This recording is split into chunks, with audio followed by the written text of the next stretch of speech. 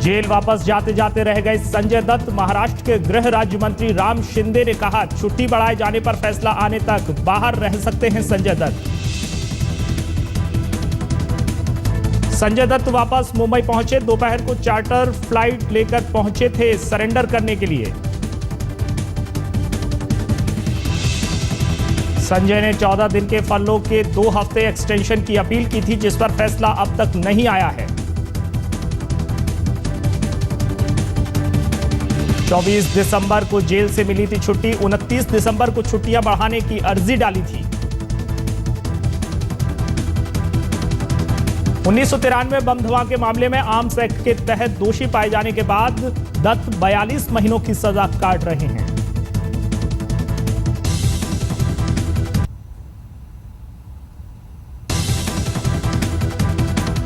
कल से मुंबई मेट्रो का किराया दोगुना हो जाएगा। बॉम्बे हाई कोर्ट ने रिलायंस की Mumbai metro one private limited को किराया बढ़ाने की इजाजत दी। स्लैब 10 से 40 रुपए करने की इजाजत दी गई।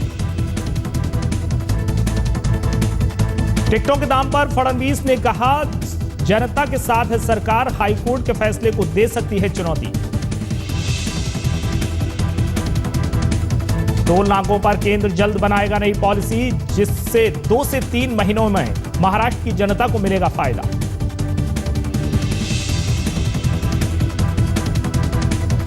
महाराष्ट्र के सरकार में हमने चुनाव के पहले बात की थी, कोई हमारी सरकार का पीरियड अभी खत्म नहीं हुआ है। हम दिल्ली में एक टोल पॉलिसी बनाने के बारे में अध्ययन कर रहे हैं। जल्दी वो नीति आएगी और नीति आने के बाद महाराष्ट्र में सरकार भी उस नीति का विचार करेगा और जनता को इसका सोल्यूशन मिलेगा। राव साहब दानवे ने औपचारिक तौर पर संभाली महाराष्ट्र बीजेपी अध्यक्ष की कुर्सी। मुंबई बीजेपी के दफ्तर में हुआ दानवे का जोरदार स्वागत।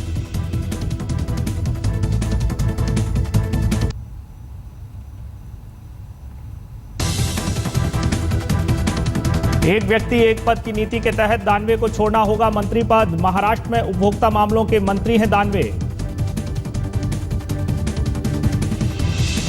मुंबई में ऑफिस के टाइम में हो सकता है बदलाव। लोकल में यात्रा करने वालों को पीक आवर्स से राहत देने के लिए रेल मंत्री का सुझाव।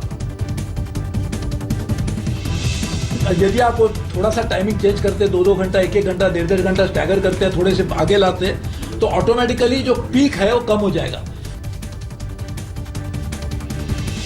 रेल मंत्री के सुझाव से जनता सहमत, कहा पीक आवर में यात्रा होगी आसान। सीएसटी से पनवेल और चर्चगेट से विरार के लिए एलिवेटेड सड़कों की रेल मंत्री ने दी इजाजत।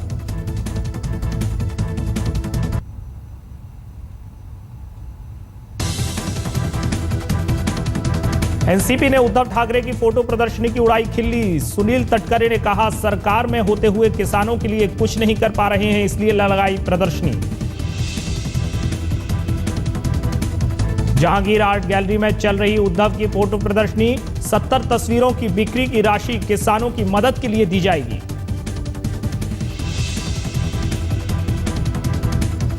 शिवसेना प्रमुख की खींची तस्वीर को हाजी अली में लगाया जाएगा। एमएनएस की परिवहन शाखा के अध्यक्ष हाजी अराफात शेख ने करीब 5.5 लाख में खरीदी तस्वीर।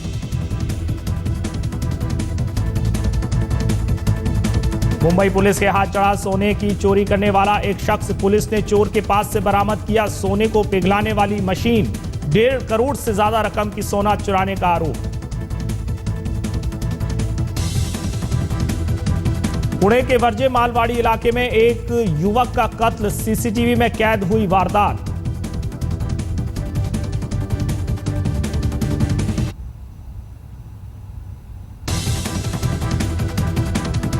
लटका प्रॉपर्टी टैक्स का प्रस्ताव। मुंबई में 20% प्रॉपर्टी टैक्स बढ़ाने के खिलाफ बीएमसी में हंगामा। बड़े पर्दे पर सचिन की फिल्म, लेकिन फिल्म के लिए एक्टिंग नहीं करेंगे सचिन। अब तक की रिकॉर्डिंग का होगा इस्तेमाल।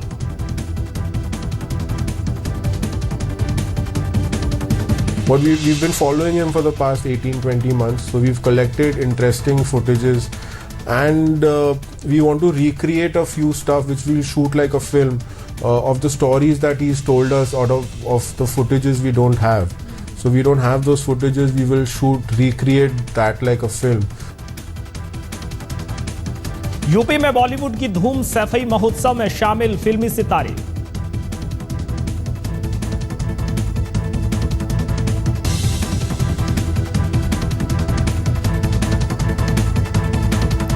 ऋतिक रोशन, जैकलिन फर्नांडिस, परिणीति चोपड़ा, सुशांत के अलावा कई सितारों ने सैफई महोत्सव में किया परफॉर्म।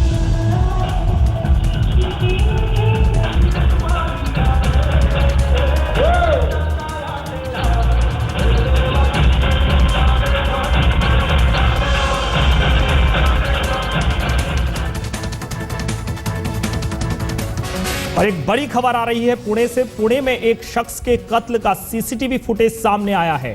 कत्ल की वारदात पुणे के वर्जी मारवाड़ी इलाके में हुई। मंगलवार को यह वारदात हुई थी और सीसीटीवी में दो लोग सचिन शिंदे नामक शख्स पर फायरिंग करते नजर आ रहे हैं। थोड़ी देर बाद कुछ लोग और इस घटना में शामिल होते हैं और उन्हें पीटने लगते हैं। शख्स पर 3 राउंड गोलियां चलाई गई और चॉपर से भी हमला किया गया। सूत्रों के मुताबिक ये हॉरर किलिंग का मामला हो सकता है। सचिन ने जिस लड़की से शादी की थी उसके परिवार वाले इस शादी के खिलाफ थे। इस मामले में एक आरोपी को गिरफ्तार किया गया है। और मुनीष पांडे हमारे संवाददाता इस पूरी खबर पर ज्यादा जानकारी के साथ हमारे साथ मौजूद हैं। मुनीष, क्या जानकारी मिल पाई है? हॉरर किलिंग का मामला नजर आ रहा है। कपिल, जो जानकारी हमें मिली है उसके मुताबिक मंगलवार की रात 10:15 बजे सचिन शिंदे नाम का जो शख्स था वो वारजे इलाके में पुणे के पास पुणे की सड़क पे एक बाइक के पास खड़ा था, मोबाइल फोन में बात कर रहा था। उसी वक्त 2 शख्स आते हैं। पहले से ही असलाह एक ऑटो रिक्शा में छुपा के रखा गया होता है। वो तुरंत आते हैं, ऑटो से असलाह निकालते हैं और वो सचिन शिंदे के पीछे दौड़ पड़ते हैं। सचिन शिंदे भागने की कोशिश करता है लेकिन वो उसके ऊपर फायरिंग करते हैं। वो ऊपर गिर जाता है। 3 राउंड फायरिंग होती है। उसके बाद चॉपर से उसके ऊपर हमला किया जाता है। मकसद पता लग पाया? मामले की तफ्तीश शुरू की तो पता चला कि हो सकता है कि इसमें जो लड़का है सचिन शिंदे, उसकी कुछ समय पहले ही शादी हुई थी लड़की के साथ। उसके परिवार वाले काफी नाराज थे इस शादी को लेकर और कहीं न कहीं पुलिस शुरुआती शक ये था कि उस लड़की के परिवार वाले इस हत्या में शामिल हो सकते हैं। पुलिस इस मामले की तफ्तीश कर रही थी लेकिन आज उन्होंने एक गिरफ्तारी की है इस मामले में।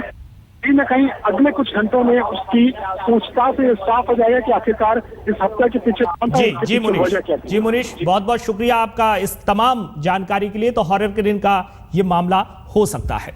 और अब बात संजय दत्त की। लौट के मुन्ना घर को आए। 14 दिन की फरलो खत्म होने के बाद संजय दत्त निकले थे यरवदा जेल में सरेंडर करने के लिए, लेकिन गृह राज्य मंत्री का एक ऐसा बयान आया कि मुन्ना भाई कुछ ही घंटों में वापस घर लौट आए।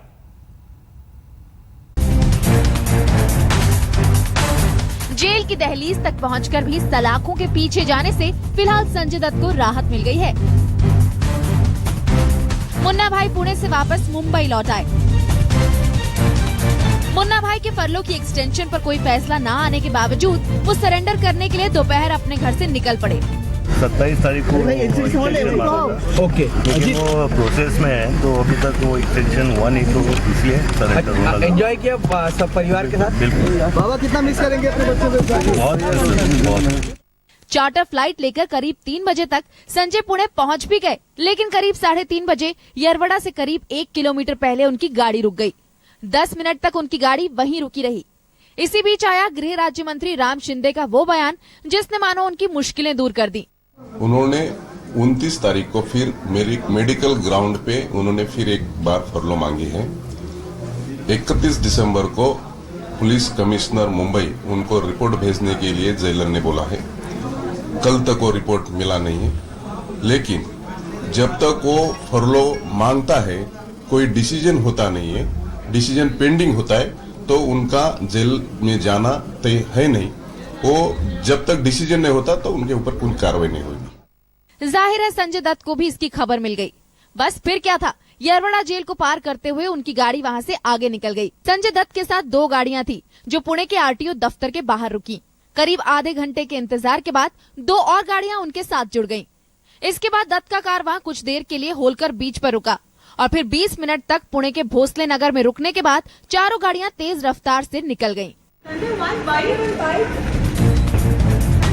मुन्ना भाई रात करीब 8:30 बजे मुंबई वापस पहुंच गए। उनकी फरलो एक्सटेंशन पर फैसला अब तक नहीं आया है।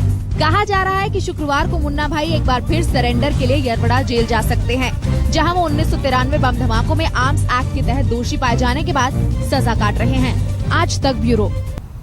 मुंबई वालों को लग सकता है महंगाई का झटका, क्योंकि मुंबई में मेट्रो का सफर जल्द ही महंगा हो सकता है। सरकारी कंपनी MMRDA की टिकटों के दाम में कम करने की याचिका को बॉम्बे हाईकोर्ट ने खारिज कर दिया।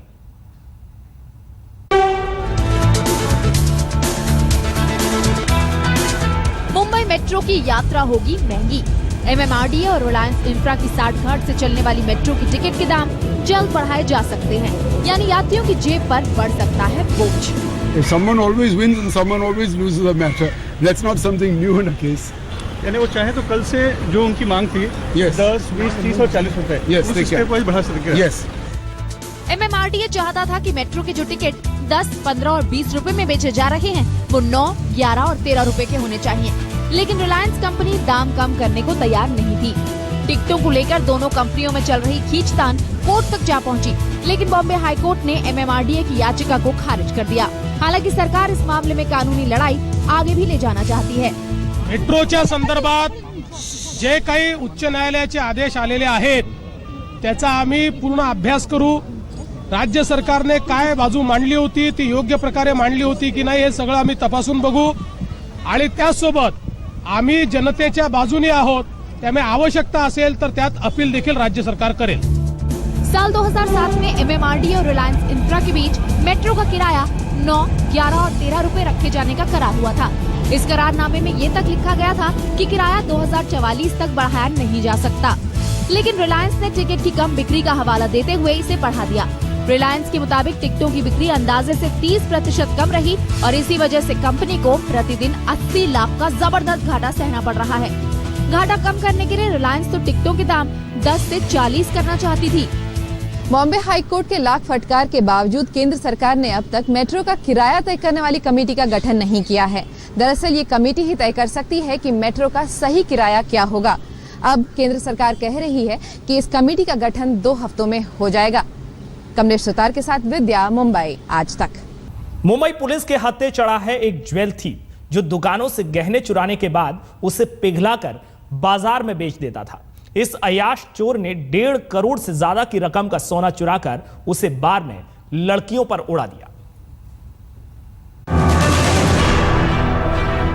बड़ी बड़ी गहनों की दुकानों पर हाथ साफ करने वाला सुपर चोर उमेद सोलंकी मुंबई पुलिस की गिरफ्त में है। 7 अक्टूबर को घाटकोपर के मणि रत्न ज्वेलर की दुकान से उमेद ने 1 करोड़ 13 लाख रुपए की चोरी की। चोरी के 2 महीने पहले तक उमेद इसी दुकान में काम करता था। किसी तरह से उसने दुकान की डुप्लीकेट चाबी बनवा ली और फिर इस चोरी को अंजाम दिया, लेकिन चोरी करते वक्त उमेद की पूरी करतूत और उसका चेहरा साफ तौर से CCTV में कैद हो गया। पुलिस तभी से उसकी तलाश में थी। प्रॉपर्टी सेल की टीम को इन्फॉर्मेशन मिली कि एक्यूज कर्नाटक में किसी टाउन में छिपा है, तो कुछ दिनों से हमारी टीम वहां पे लगातार उसको ढूंढ रही थी।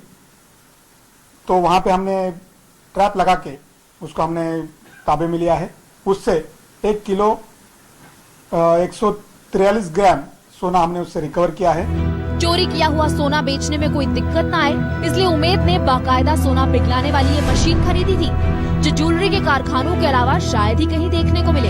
इस महाचोर ने पुलिस से बचने के लिए सभी तरह के एहतियात बरते, लेकिन अपनी एक खराबी के चलते मुंबई क्राइम ब्रांच के प्रॉपर्टी सेल ने कर्नाटक से उसे धर दबोचा। ये भी पता चला उसके इंट्रोडक्शन में कि ये आरोपी वहां पे बेंगलोर में कुछ लेडीज बार में जाके ये पैसा वहां पे उड़ाता था, मजा करता था।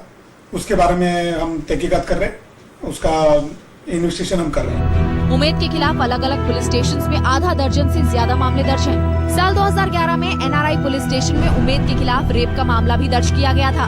सोलंकी को साल 2013 में कुर्ला के मधुरम ज्वेलर के यहाँ 63 लाख के जेवर की चोरी में गिरफ्तार किया गया था, लेकिन बाद में उसे बेल मिल गई थी। पुलिस ने शातिर अय्याश चोर को गिरफ्तार तो कर लिया है, लेकिन पुलिस को शक है कि इस पूरे वारदात में उसके कुछ और साथी भी हो सकते हैं। बहरहाल पुलिस की एक टीम शहर के बाहर जिस जगह पर वहां पे उसने चोरी के सोने को बेचा हुआ था वहां पर छापेमारी के लिए रवाना हो चुकी है। कैमरामैन गणेश ढुंडाले के साथ मुनीश पांडे, मुंबई आज तक।